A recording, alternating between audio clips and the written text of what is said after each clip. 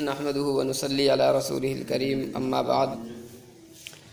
اعوذ باللہ من الشیطان الرجیم بسم اللہ الرحمن الرحیم الحمد للہ الذي انزل على عبده الكتاب ولم يجعل له عوجا۔ یہ سورہ کہف ہے اور اس کے شان نزول کے تعلق سے چند رکوع پہلے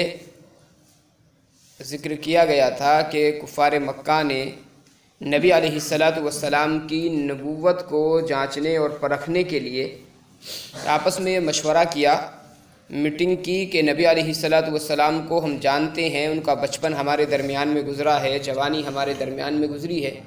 اب جبکہ 40 سال کی عمر کو محمد عربی پہنچ چکے ہیں، اب ایسی حالت میں وہ ایک ایسی چیز کا دعویٰ کرتے ہیں جو ہماری سمجھ میں نہیں آتی ہے۔ اب چونکہ کفار مکہ نے نبی علیہ السلام کو کبھی جھوٹ بولتے نہیں دیکھا تھا تو اس لیے جھوٹا بھی نہیں کہہ سکتے تھے، اور نبوت کا جو دعویٰ تھا وہ اس کو سچا ماننے کے لیے بھی تیار نہیں تھے، تو آپس میں مشورہ کیا کہ مدینہ منورہ میں جو یہودی علماء رہتے ہیں وہ چونکہ اپنی کتابوں سے بخوبی واقف ہیں، اور اگر یہ سچے نبی ہے تو کہیں نہ کہیں تذکرہ محمد عربی صلی اللہ علیہ وسلم کا ان کی کتابوں میں ضرور آیا ہوگا۔ اس لیے ان لوگوں نے باضابطہ میٹنگ کی اور 2 لوگوں کو، عقبہ ابن ابی معیط اور ایک صاحب کو، انہوں نے مدینہ منورہ بھیجا کہ جا کر کے علماء سے کوئی نشانی معلوم کر کے آئیں۔ پیچھے جہاں پر آیا تھا وَيَسْأَلُونَكَ عَنِ الرُّوحِ، روح کے تعلق سے جہاں پر بات آئی ہے تو وہیں پر یہ واقعہ ذکر کیا گیا تھا۔ یہودی علماء نے ان لوگوں کو 3 نشانیاں بتائی نبی علیہ السلام کے سچا ہونے کی، کہ جا کر کے معلوم کریں، اگر تینوں سوالوں کا تفصیل کے ساتھ وہ جواب دیتے ہیں تو یہ دلیل ہے اس بات کی کہ وہ سچے نبی نہیں ہیں، اور اگر تینوں سوالوں میں سے کسی کا بھی جواب نہیں دے پاتے تب بھی وہ سچے نبی نہیں ہیں، اور اگر 2 سوالوں کا تفصیل کے ساتھ جواب دے دیں اور 1 سوال کا تفصیل کے ساتھ جواب نہ دے پائیں تو سمجھ لینا وہ اللہ کے رسول ہے باقی۔ تو یہ لوگ گئے، آ کر کے انہوں نے پھر اپنے لوگوں کو بتایا کہ ہم ایک ایسی چیز لے کر کے تمہارے پاس آئے ہیں کہ جس سے تم فوراً معلوم کر لو گے کہ محمد عربی اپنے دعوے میں کہاں تک سچے ہیں۔ پھر یہ لوگ نبی علیہ السلام کی خدمت میں حاضر ہوئے اور انہوں نے آ کر کے آقا صلی اللہ علیہ وسلم سے وہی 3 سوالات کیے۔ ایک یہ کہ روح کی حقیقت کیا ہے، دوسرے یہ کہ ان لوگوں کا کیا واقعہ ہوا جو اپنی بستی سے نکل کر کے ایک غار کے اندر جا کر کے چھپ گئے تھے، اور تیسرا کہ وہ آدمی کون ہے جس نے مشرق و مغرب کا سفر کیا ہے۔ تو یہ 3 سوالات تھے نبی علیہ السلام سے انہوں نے آ کر کے کیے۔ آقا صلی اللہ علیہ وسلم نے کہا کہ میں تمہیں کل جواب دے دوں گا، اور اس میں انشاءاللہ نہیں کہا تھا، جس کی وجہ سے تقریباً 15 دن تک یا بعض روایت کے مطابق 40 دن تک وحی کا جو سلسلہ تھا وہ بند ہو گیا تھا، جس کی وجہ سے کفار مکہ کو نبی علیہ السلام کے خلاف مورچہ کھولنے کا موقع مل گیا، اور آقا صلی اللہ علیہ وسلم پر انہوں نے باتیں بنانا شروع کر دی کہ دیکھو اپنی طرف سے یہ باتیں بناتے تھے، اگر واقعی اللہ کے نبی ہوتے تو تینوں سوالوں کا جواب ہم تک پہنچاتے ہیں۔ لیکن بہرحال اس کے بعد میں حضرت جبرائیل علیہ السلام تشریف لائیں، اور سب سے پہلے تو نبی علیہ السلام کو متنبہ کیا غلطی پر کہ وحی کا جو سلسلہ بند ہوا اس کی وجہ یہ تھی کہ آپ نے وعدہ تو کر لیا تھا لیکن انشاءاللہ نہیں کہا تھا اس وعدے پر، تو اس کی وجہ سے اللہ تبارک و تعالیٰ کی طرف سے وحی کا سلسلہ رکا رہا۔ پھر اس کے بعد میں حضرت جبرائیل علیہ السلام نے 3 سوالوں کے تعلق سے وحی جو ہے آقا علیہ السلام تک پہنچائی۔ پہلا جو سوال تھا وہ روح کے تعلق سے،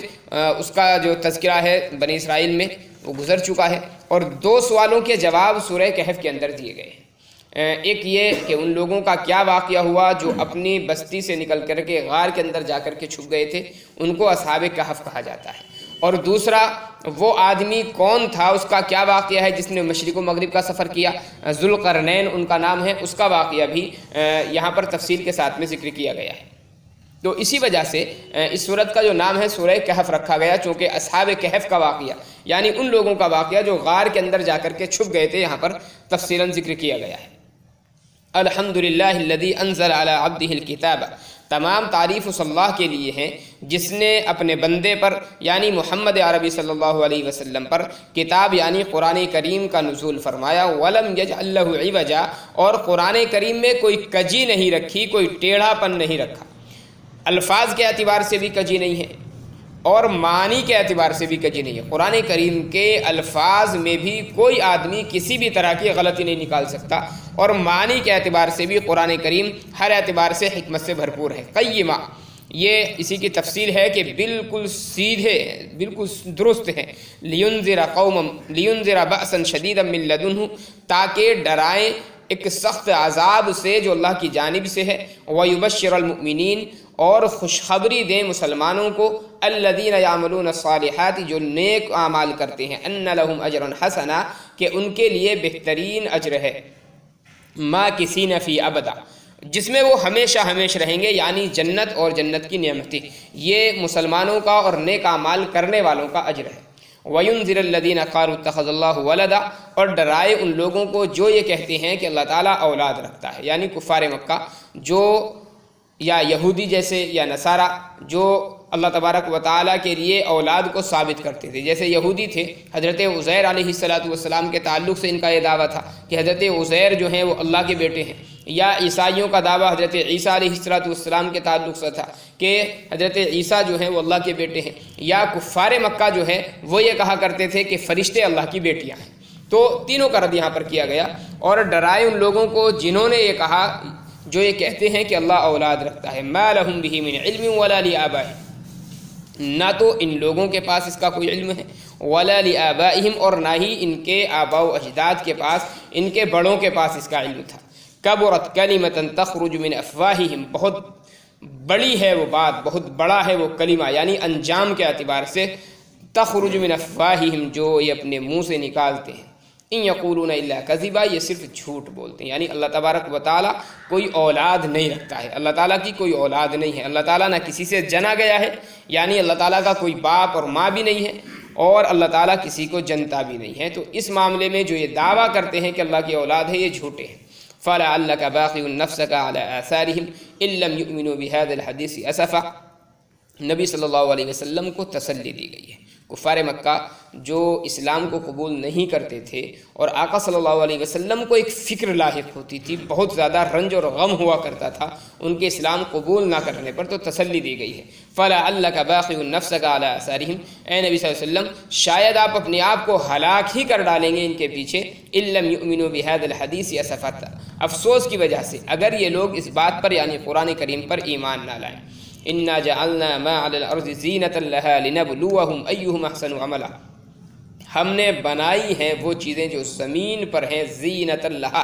زمین کے لیے زینت، لنبلوہم ایہم احسن عملا، تاکہ ہم جانچیں کہ کس کا عمل زیادہ اچھا ہے۔ یہاں پر قرآن کریم میں عام فرمایا گیا کہ زمین پر جتنی چیزیں ہیں وہ زمین کے لیے زینت کے طور پر ہیں۔ اب کیا ساری ہی چیزیں زینت ہیں؟ تو مفسرین کہتے ہیں کہ یہاں پر جو ہے اگرچہ عام ذکر کیا گیا، لیکن مراد اس سے انسان ہے، کہ انسانوں کو اللہ تبارک و تعالیٰ نے زینت کے طور پر، یعنی دنیا کی خوشنمائی کے لیے پیدا فرمایا ہے۔ کچھ لوگ یہ کہتے ہیں کہ یہاں پر جو ہے مراد صرف انسان نہیں ہے، بلکہ مراد اس سے پیڑ پودے اور نہریں وغیرہ ہیں کہ وہ جو ہیں وہ زینت کے طور پر اللہ تبارک و تعالیٰ نے پیدا کی ہیں۔ لیکن عام مفسرین یہ کہتے ہیں کہ اس سے مراد زمین کی ہر ایک مخلوق ہے۔ اللہ تبارک و تعالیٰ نے جو بھی مخلوق دنیا کے اندر پیدا فرمائی ہے وہ کسی نہ کسی اعتبار سے زمین کی زینت ضرور ہے، زمین کے لیے نفع بخش ضرور ہے۔ بظاہر یہ چیز سمجھ میں آتی ہے کہ کچھ چیزیں وہ ہیں جو انسانوں کے لیے تکلیف کا باعث ہوتی ہیں، جیسے موذی جانور ہے، سانپ ہے، بچھو ہے، یا اور تکلیف دہ جانور ہیں، تو ان کے لیے ان کے زینت ہونے کا کیا مطلب ہے؟ لیکن اگر غور کریں تو اس کا جواب ہم خود لے سکتے ہیں۔ کسی بھی چیز کا نعمت ہونا تب معلوم ہوتا ہے جب اس کے مقابلے میں کوئی چیز ہو۔ اگر مقابلے میں کوئی چیز نہیں ہوتی تو نعمت ہونا بھی سمجھ میں نہیں آتا۔ اب ظاہر ہے روشنی جو ہے یہ ایک نعمت ہے، یہ ہم اس وقت پہچانتے ہیں جب اندھیرا ہمارے سامنے ہوتا ہے۔ اگر اللہ تبارک و تعالیٰ صرف روشنی پیدا فرماتا، اندھیرا ہوتا ہی نہ، تو کیا معلوم ہوتا کسی کو کہ اندھیرا ہوتا کیا ہے اور روشنی جو ہے ہمارے لیے نعمت ہے۔ اگر اللہ تبارک و تعالیٰ سارے لوگوں کو صرف چین اور سکون ہی دے دیتا، کسی کو تکلیف نہ دیتا، تو ہمیں یہ احساس کیسے ہوتا کہ تکلیف کے بعد میں جو نعمت اللہ تبارک و تعالیٰ راحت کے ذریعے سے دیتا ہے اور سکون کے ذریعے سے ہمیں پہنچاتا ہے وہ کتنی بڑی نعمت ہے۔ تو بسا اوقات نعمتیں جو پہچانی جاتی ہیں وہ اپنی ضد کے ذریعے سے پہچانی جاتی ہیں۔ تو اس طور پر اگر دیکھا جائے تو دنیا کی ہر ایک چیز جو ہے وہ نعمت کے طور پر دیکھی جائے گی، اور چاہے وہ تکلیف دہ چیز ہو یا ہمارے لیے آسانی کا سبب ہو، ہر ایک چیز اللہ تبارک و تعالیٰ کی نعمت ہوگی اور زمین کی زینت ہوگی۔ دوسری بات یہ کہ جتنی موزی چیزیں ہیں اگرچہ بظاہر وہ تکلیف دہ ہیں، لیکن آج کل تو سائنس کا زمانہ ہے چونکہ، اور ہر چیز کسی نہ کسی کام میں استعمال ضرور کی جاتی ہے وہ، تو اس اعتبار سے بھی یہ کہا جا سکتا ہے کہ دنیا کے اندر جتنی بھی چیزیں ہیں وہ اللہ تبارک و تعالیٰ نے زمین کی زینت ہی بنایا ہے ان کو۔ وَإِنَّا لَجَاعِلُونَ مَا عَلَيْهَا سَعِيدًا جُرُزًا، اور ہم بنا دیں گے ان تمام چیزوں کو جو زمین کے اوپر ہیں سعیداً جرزا، چٹیل میدان، یعنی جب اللہ تبارک و تعالیٰ کی جانب سے مقررہ وقت آئے گا تو پھر تمام چیزیں یہ تہو بالا اللہ تبارک و تعالیٰ فرما دے گا، ہلاک فرما دے گا۔ ام حسبت ان اصحاب الکہف والرقیم کانوا من آیاتنا عجبا، اب یہاں سے جو ہے اصحاب کہف کا اللہ تبارک و تعالیٰ نے ذکر فرمایا، کیا آپ کا یہ خیال ہے ان اصحاب الکہف والرقیم کہ غار والے اور رقیم والے کانوا من آیاتنا عجبا ہماری عجیب نشانیاں تھیں۔ یہاں پر دو لفظ ذکر کیے، اصحاب الکہف اور اصحاب الرقیم، کیا دونوں یہ قومیں الگ الگ ہیں؟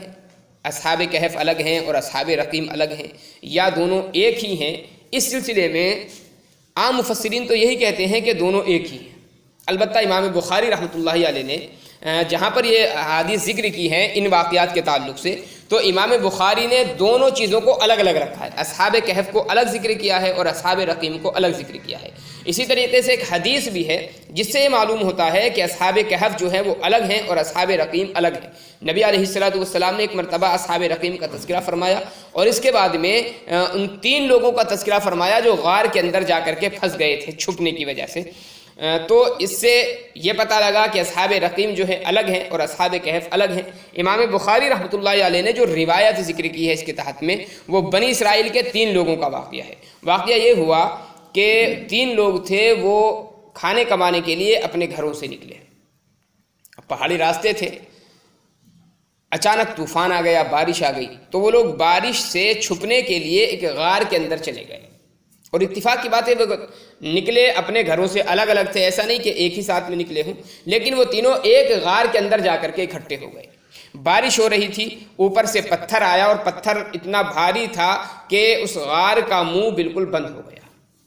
اب ان کو بالکل اندھیرا تھا، اندر نکلنے کی کوئی صورت نظر نہیں آ رہی تھی۔ بہت کوششیں کی انہوں نے اس پتھر کو ہٹانے کی، لیکن پتھر کی چٹان وہ اتنی بھاری تھی کہ ان سے ہل نہیں رہی تھی۔ اب وہ پریشان تھے، کیا کریں؟ انہوں نے آپس میں مشورہ کیا، کہنے لگے کہ دیکھو یہ جو پتھر ہے اس کو ہم اپنی طاقت سے اب نہیں ہٹا سکتے، اس لیے اگر ہم میں سے تینوں کے پاس میں کوئی ایسا عمل ہو جو ہم نے واقعی اللہ کی رضا کے لیے کیا ہو، تو ہم اپنے اس عمل کو یاد کریں اور اس عمل کو یاد کر کے پھر اللہ تبارک و تعالیٰ سے دعا کریں، شاید اللہ تبارک و تعالیٰ نکلنے کی کوئی راہ اس کے ذریعے سے پیدا فرما دے۔ تو یہ 3 لوگ تھے اور تینوں نے پھر دعائیں کی ہیں۔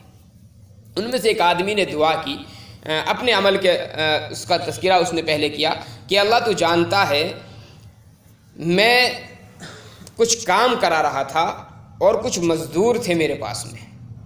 میں نے کچھ کام کرایا، آپ جانتے ہیں صبح سے شام تک کی مزدوری ہوتی ہے، پہلے سے یہ چلا رہا ہے۔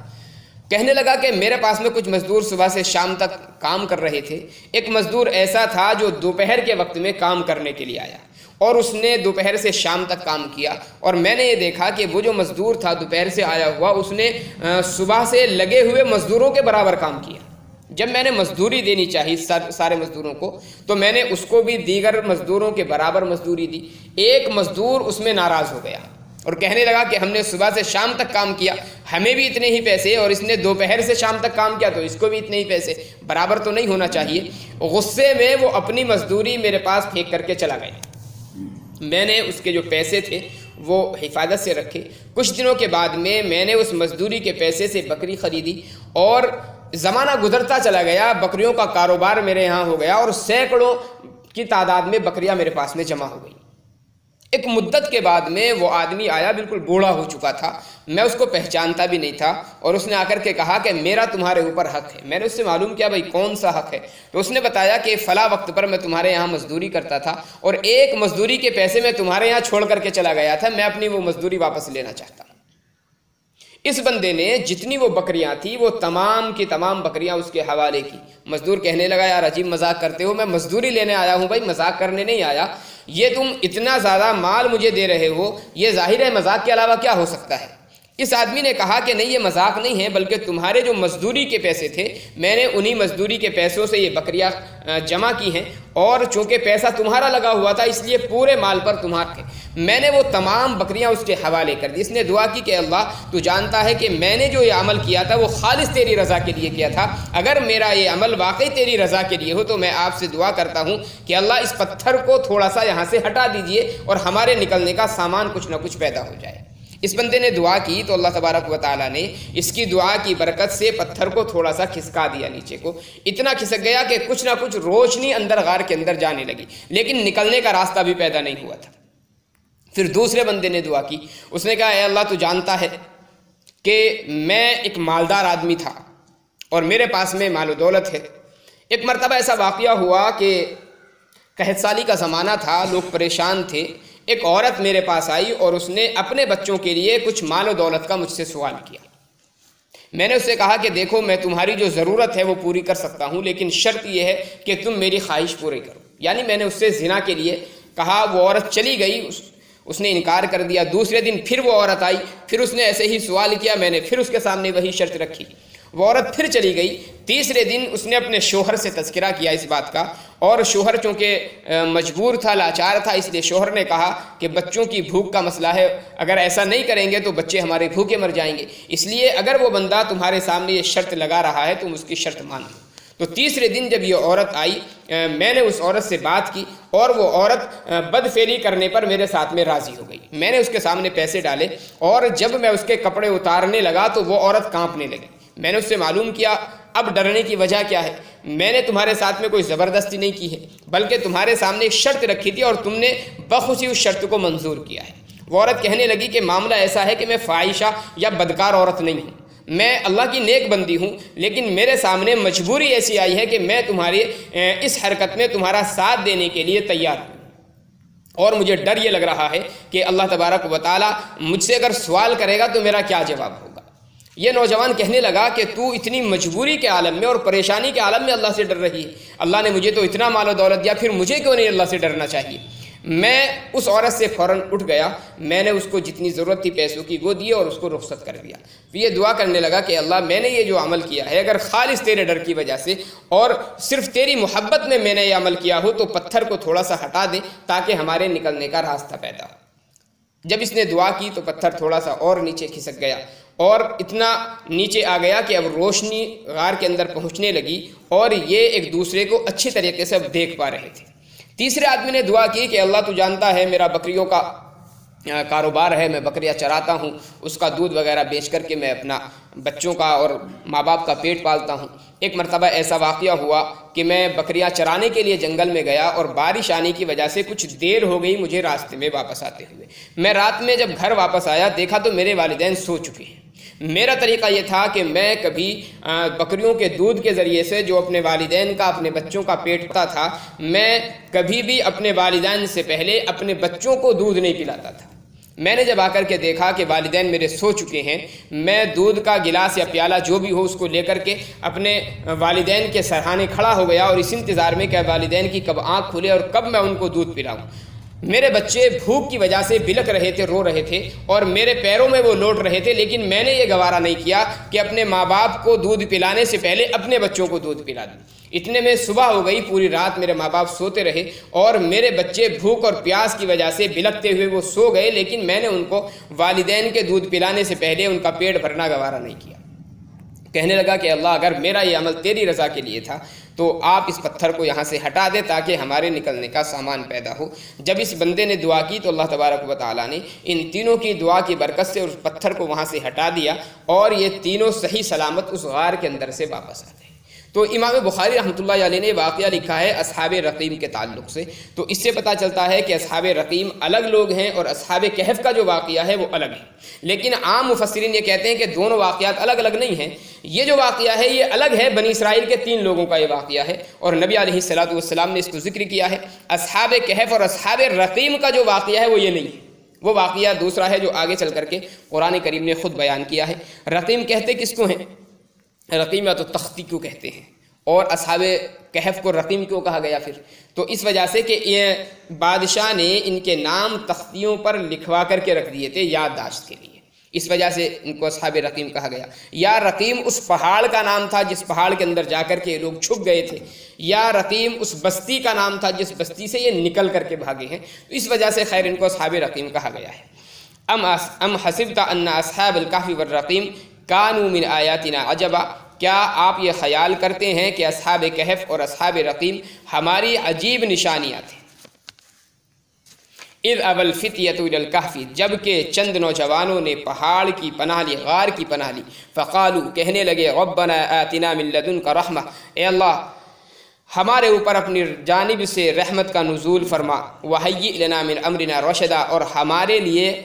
ہمارے معاملے میں ہدایت کا سامان مہیا فرما۔ فضربنا على آذانهم في الكهف سنين عددا، پھر ہم نے ان کے کانوں پر پردہ ڈال دیا، یعنی نیند کا، ہم نے ان کو سلا دیا غار میں گنتی کے چند سال۔ ثم بعثناہم، پھر ہم نے ان کو بیدار کیا، اٹھایا، لنعلم ای الحزبین احصیٰ، تاکہ ہم جان لیں کہ دونوں گروہوں میں سے کون سا گروہ زیادہ یاد رکھنے والا ہے اس مدت کو جس مدت وہ غار کے اندر رہے ہیں۔ یہ اجمال ہے، اور اس کے بعد میں اللہ تبارک و تعالیٰ نے ان کا تفصیلی تذکرہ فرمایا ہے اصحاب کہف کا، وہ کل انشاءاللہ بیان کریں گے۔ اللہ تعالیٰ عمل کی توفیق عنایت فرمائے، قرآن کریم کی برکت سے ہر ایک کی جائز تمناؤں کو پورا فرمائے۔ سبحان اللہ و بحمدہ، سبحانک اللہم و بحمدک، ونشہد ان لا الہ الا انت، نستغفرک و نتوب الیک۔ سبحان ربک رب العزة عما یصفون۔